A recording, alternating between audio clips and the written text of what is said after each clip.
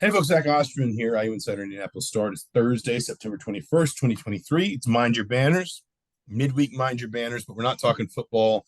We are talking basketball as ever. Mike Niziolek with me from the Bloomington Herald Times. Welcome to the crossover. I don't know if you've ever this is what we call the crossover when basketball ramps up but football's still going on in earnest.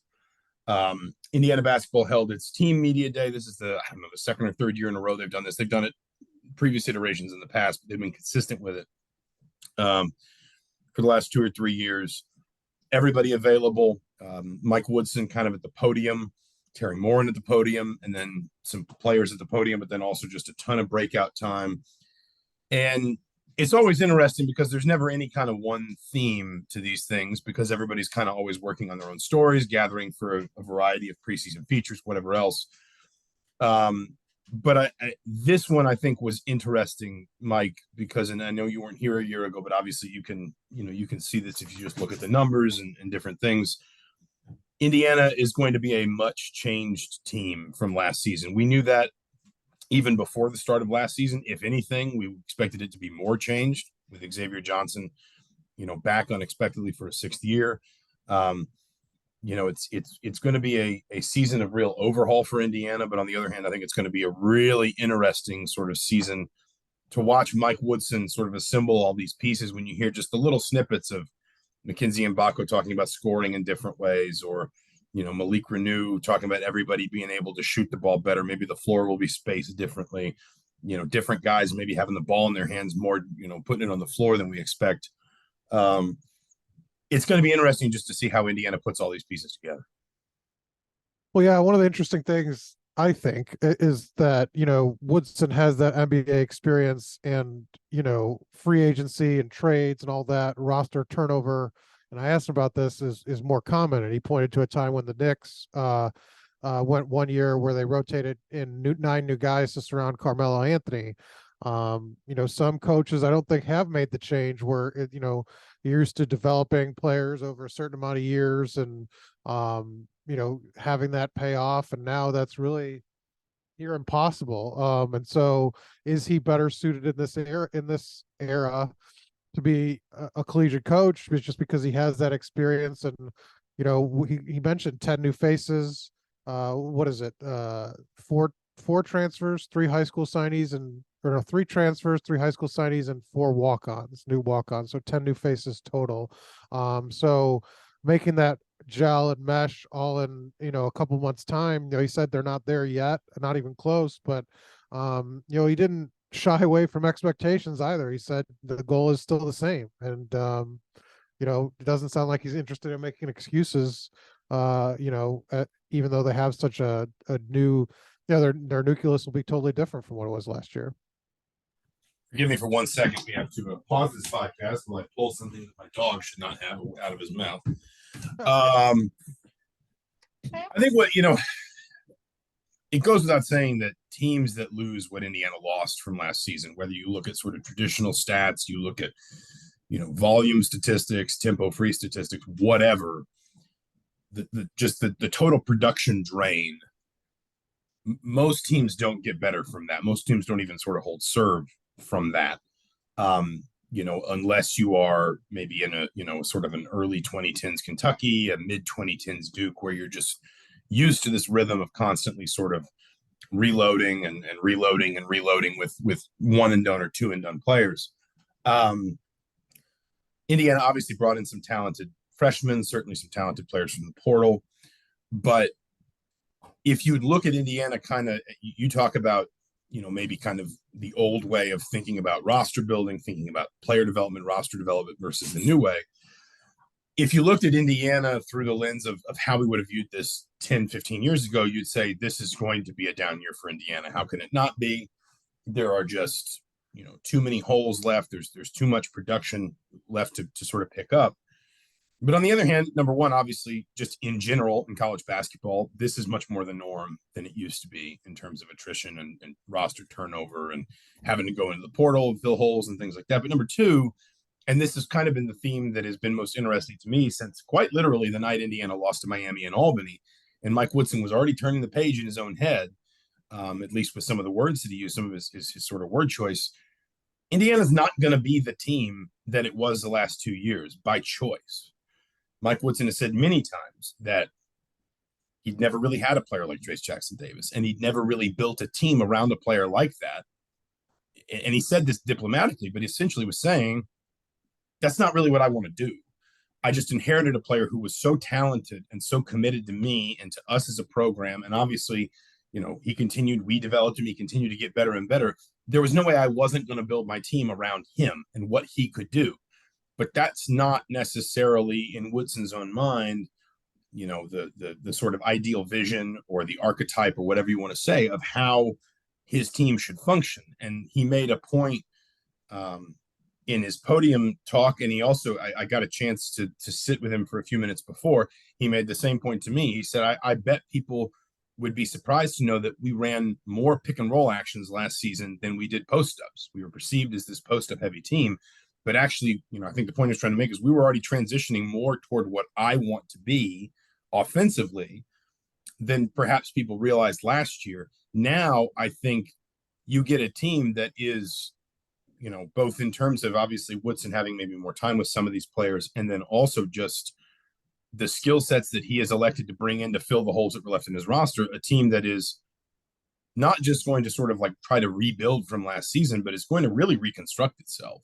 And that is where I think it's fascinating to kind of watch this unfold, and little snippets we'd see from videos and practice in the summer, but then to kind of talk to these players and these coaches about how it is starting to sort of build itself heading into preseason, because this is a team that is really, I think, just going to look and behave very, very differently. What was there? Just we talked a lot about talked to Mackenzie Mbako, and he talked to his first question was about him, and there's some good stuff about his mom kind of helping kick off the recruiting for there. What was their plan if they didn't get him? In terms of like landing a star, or because they got him in the spring, were they going to roll without anything else, or were they on transfers? Like without, he seems obviously such a key piece of what they're going to try to do now. But he fell in their lap in sort of a strange, circumstance, obviously with the Duke stuff. What was Woodson's plan if they didn't? I mean, because that kind of came out of nowhere, right? Yeah, they actually, it would be interesting in kind of the alternate history version. There were a couple of transfers that they targeted that they wound up not getting. One was Chris Ledlum, the other was Dalton Connect. Two different kinds of players. Ledlum was, kind of more of like a 3-4, but on the 4 side at Harvard. And there was a feeling from Indiana, like maybe they could play him in some 3, or maybe obviously some small ball 4. And then Connect was much more of kind of a 2 or a wing that could certainly play up a little bit at the 3, but probably there were going to be some questions. I think he was coming from Northern Colorado about where he'd be athletically and defensively when he was taking such a big jump, especially if he was going to play the 3. Connect wound up at Tennessee. Ledlum committed to Tennessee and then backed out of that late in the summer and went to St. John's. If Indiana gets either of those guys, and it certainly wanted both, I don't know if Mackenzie Mbako was at Indiana. So there's a little bit of kind of goes in both directions a little bit, in the sense that obviously, as you said, Indiana would not have expected, could not have gone into the spring thinking, oh, this is part of the plan. But on the other hand, Indiana kind of had other plans in the portal and probably only wound up in a position to, seriously recruit Mbako in part because those plans fell through. The one thing I will say, and obviously fans will know this, but it is, again, an interesting sort of added layer to what makes Woodson sort of different or distinct in the recruiting process, as a sort of a longtime professional coach, somebody who's a little bit new and a little bit fresh to the college ranks, is that this is the 3rd year in a row Indiana's added a top 40 player in the spring. Tamar Bates was committed to Texas. He got out of his letter of intent when Shaka Smart left for Marquette, and Indiana took him there. Malik Renew, same thing at Florida. Mike White left for Georgia, and Indiana kind of swooped in the spring of 2022. And then obviously Mbako is the highest profile one, but the point is there's also this pattern of Indiana being able to kind of target kids who maybe are unexpectedly back in the recruiting pool in the spring that fill a certain hole, that Indiana is able to build that relationship and that rapport really quickly. So like it in terms of, on one hand, there's a world where if Indiana doesn't get Mackenzie Mbako, yes, there's a big sort of hole in the roster. On the other, Indiana actually had other plans, and Mbako sort of wound up kind of falling into their sights because other things didn't work out as well. And Indiana does have this sort of pre-established under this coaching staff, both Woodson and his assistants, reputation of being able to move quickly and successfully through these spring recruitments. Well, it seems like Mackenzie has obviously a higher ceiling than their alternative path was, just because, obviously what top 10 recruit, five consensus 5-star. So it's just fascinating to me. Like you said, there's that alternate history there that this roster probably looks a lot different or feels a lot different if he's not on it. No, that's fair. And again, it's you don't want to fall into kind of the trap of just making like the simplest sort of drawing the simplest comparisons you can. But you do wonder if there's an extent to which Renew is a slightly different case because they had recruited Renew in the fall. He was obviously Jalen Hood-Schifino's teammate. I don't think it was ever, nearly as serious as it obviously, it wasn't like he was on the brink and it was IU or Florida or that kind of thing. It wasn't ever nearly as serious as it got in the spring when he eventually signed. But you also do wonder if there's, whether it's his background in the pros or it's just his personality or a bit of both, because, Woodson kind of has this reputation, and it started with the meeting he had with Trace Jackson Davis when Jackson Davis, basically by his own admission, when the coaching change happens in 2021, is pretty much out the door. I mean, he the way he described it, and I can't remember his exact words, but, he more or less said, like, I was 1 foot and 4 toes in the NBA draft. And then I sit down and meet with Mike, with Mike Woodson, and my dad's there. And instead of, feeding me all of this sort of flowery, sugar-coated praise, he sits down and he rolls film of all the things I'm doing wrong, all the areas I need to get better, and how he's going to help me do that stuff. And he's very brutal with me in a way, and he's very honest with me. And he said, basically, my dad and I walked out of that meeting and we were like, I'm staying and I'm playing for this guy. And that does sort of seem like, I asked Mackenzie and Baco a little bit about this yesterday. That does sort of seem to resonate with a number of kids. I think perhaps in particular, the kids who, expect to be challenged at the highest level. Mackenzie and Baco literally said yesterday, the plan is to be here for 1 year. And I wrote about that this morning. The plan is I want to go to the NBA after this year.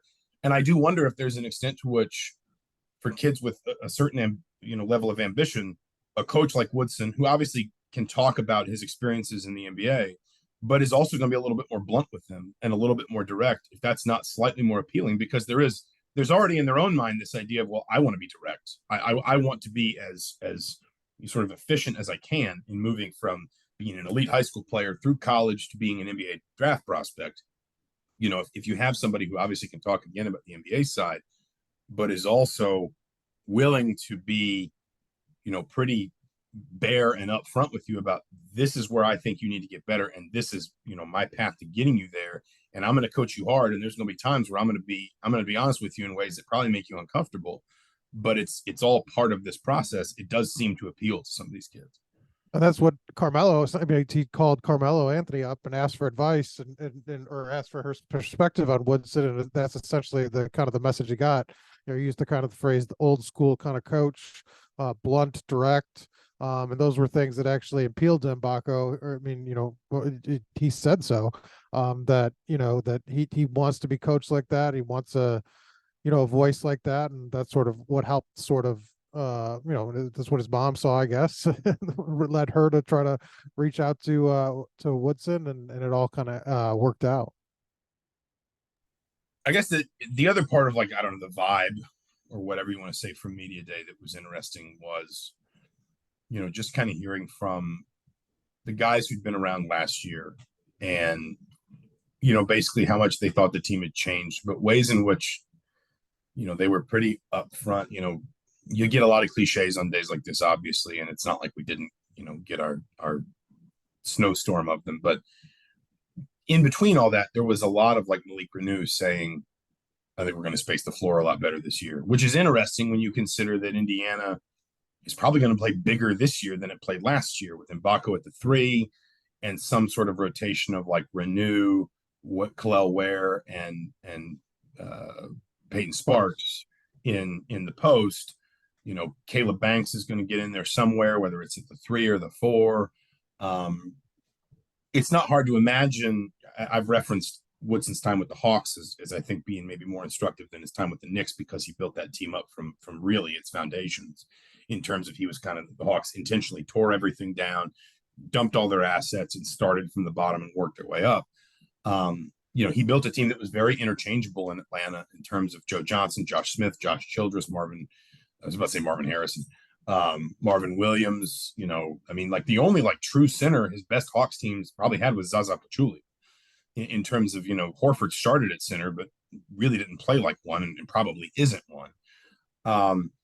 But those teams could still space the floor well enough, shoot the 3 well enough, be effective from enough different spots on the floor in an interchangeable way well enough that the offense just wasn't kind of slogged. And that's how Atlanta wound up being a 50-win team and going to the playoffs, 3 or 4 years in a row under Woodson.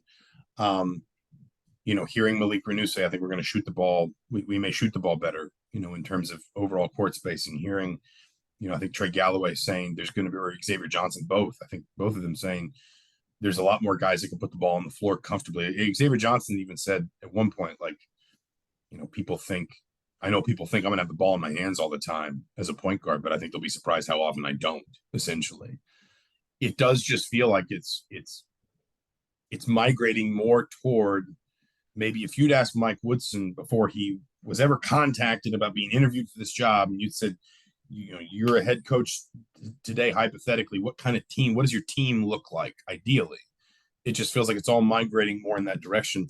And while Woodson will say, and said many times, it's a work in progress, we've got a long way to go, all those things, it does feel like his players at least appreciate how they fit in that, like what it's supposed to look like, and their role in it. And I guess, if nothing else, that's a good start.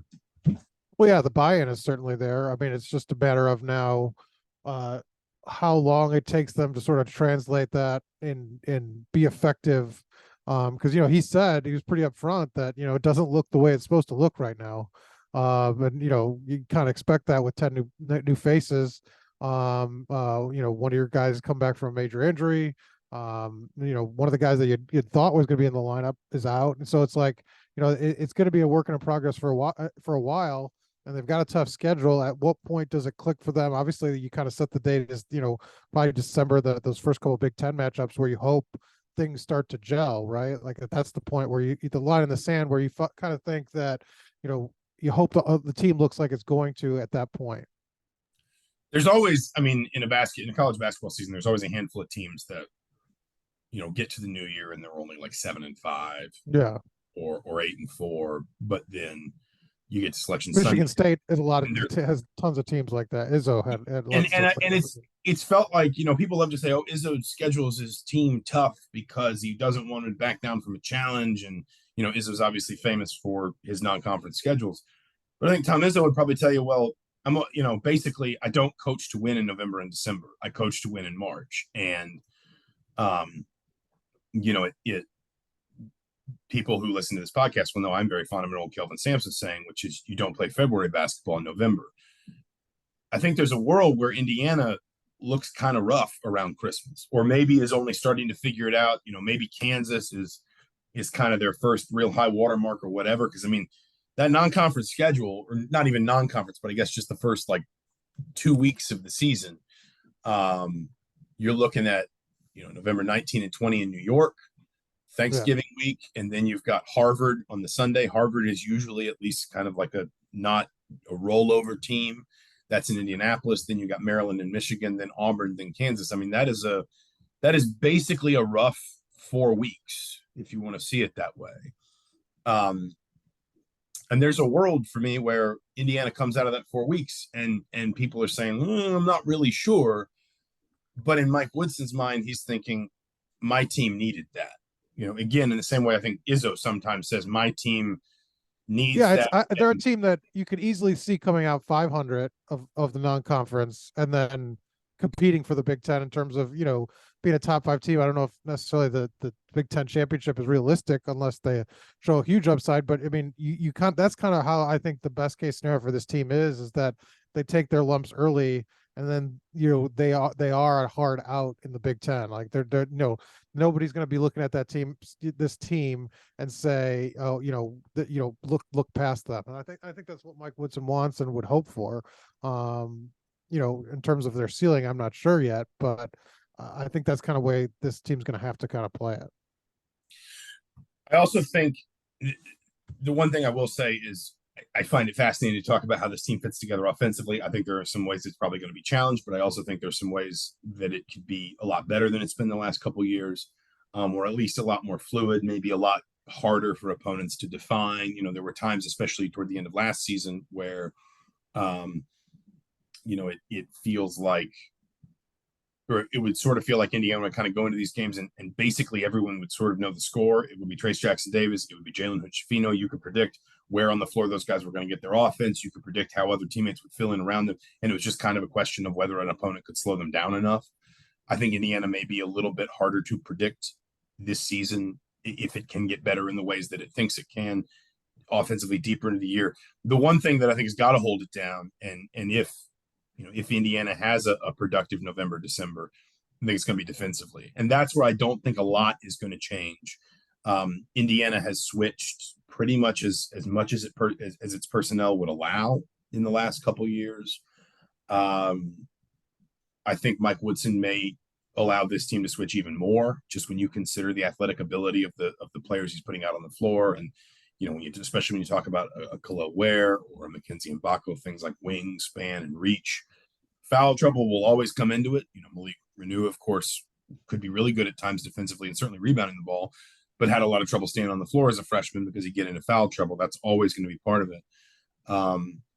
Mike Woodson even made some vague references to me yesterday of pressing more and playing more zone. We'll see about that. I mean, that's Tom Izzo says we might play zone every September. And then I think, Michigan State gets logged with one zone defensive possession every year, and that's by accident. But I think that whatever Indiana's defense looks like, even if Woodson does maybe, mix it up a little bit more than he has the last couple of years, to me, that has got to be what sort of underpins this team's start to the season, insofar as if they're going to be competitive in New York, if they're going to, because that is a tougher start, at least on paper, and we don't know what these teams will look like in practice. Right. But that is a tougher start than Indiana's normally been handed in the December. Indiana's usually gets like a Nebraska or a Penn State or a Northwestern in the December. And of course, every once in a while that one of those teams is a lot better than we expect, but generally those are teams that you expect to be toward the bottom of the Big Ten. Getting Maryland and Michigan early on is more of a challenge than, on paper anyway, Indiana's gotten consistently with those December Big Ten games. It just kind of feels like if you're going to have, the success, the level of success Indiana's going to enjoy in November and December, and I do agree there may be some rocky moments. I think a lot of it really is going to come down to how quickly this team can pull itself together defensively and how good it can be at that end of the floor. Well, yeah, and one interesting mention where will be a big piece of that, and I thought that was one sort of interesting. Woodson acknowledging that what he's gone through with Dana Altman calling him lazy, essentially, at his previous stop in Oregon, and talked to him a little about that, and just trying to change the message, because this kid was a lottery, potential lottery pick going into last year, and kind of fell off the map. And he defensively, I think he'd be a big piece of that. You mentioned wingspan, 7-footer.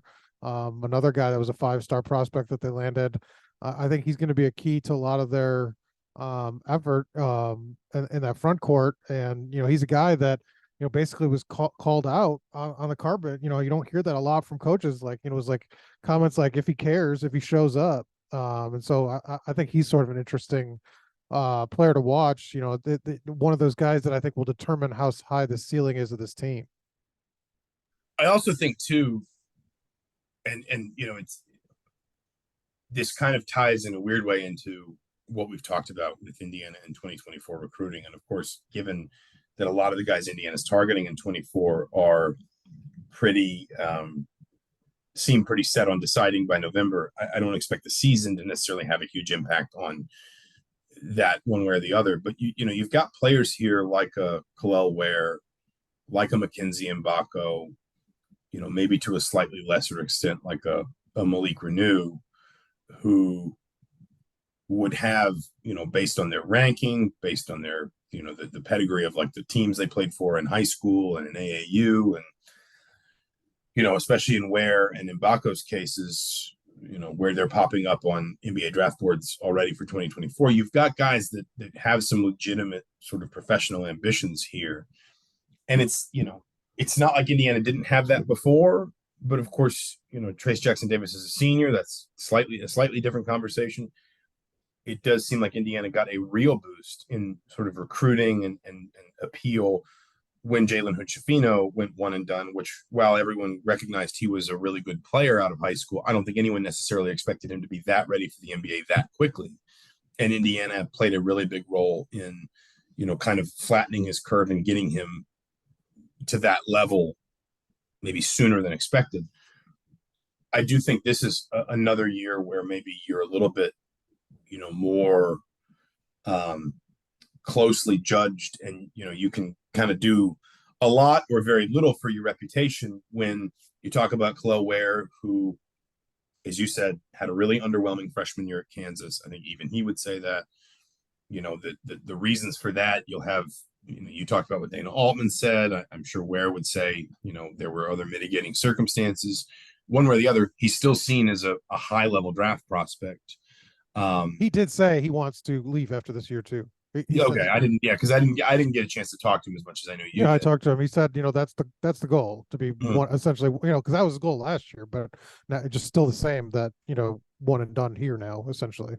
And so now now you've got a different kind of NBA prospect. How do you take advantage of his skills? How do you develop him? Mbako may be the most fascinating one in the sense that everybody wants those wings that can play big, that have great wingspan and leap, but can also shoot and score. Like that is the kind of that is the well, he said he's positional. I mean, essentially 2 through the 5. He said he'd be comfortable playing. And if you look obviously at the NBA, that's a dream. Yeah, right. That's what they want to hear. Yeah, those sorts of players are basically as in demand as anybody. What do you do with a player like that? It's sort of, there's always an extent to which like your reputation in recruiting is only as good as like the last group you sent off to the draft or whatever. But it feels like Woodson has kind of built this burgeoning relationship, or not relationship, but this burgeoning reputation for Indiana as a place where you can come, you can work under him and his staff, and the facilities they have, the apparatus they have, the system they run, the way they develop their players, all that will get you ready quickly for the NBA. It feels like a year where that may be sort of examined even more closely, frankly. Well, I mean, if they can reboot Ware's reputation, I mean, he was a top 10 pick in a lot of boards and betting sites last year going into that Oregon his freshman year. They could reboot him and transition Mbako into a sort of a top 10, top 15 pick. I mean, you're really talking, I mean, those are legitimate pieces to, Woodson mentioned on the recruiting trail, sitting at the dinner table with these top guys and getting a chance to pitch them. I mean, that's your pitch, right? Like, for guys like that, these guys came in, they wanted to be going lottery, and we got them there in 1 year. I mean, that's it's easy pitch, right? I've got to give you this quote that he gave me when I was sitting down with him, and I'll use it sometime later this year. He said, when I first came in here as the coach, and he said stuff like this before. I don't think he's ever said it quite so bluntly, and I don't know if you've picked up on it yet, but Mike Woodson does not mind some colorful language. And it's frankly refreshing in a world where it feels like coaches just sanitize everything they say. He said, when I first came in here as the coach, my coaches, his assistants that we kept over, and the new guys I hired, they were like, Woody, you can't start at the top in terms of recruiting. And I said, bullshit, why not? And that is certainly sort of defined not just his approach to high school recruiting, but I think his approach to roster building and his approach to, why can't I try and convince Trace Jackson Davis to stay? Why wouldn't I do that? Why can't I go recruit Jalen Hood-Schifino? Why can't I try to get in Mackenzie Mbako's living room? He's a top 10 player.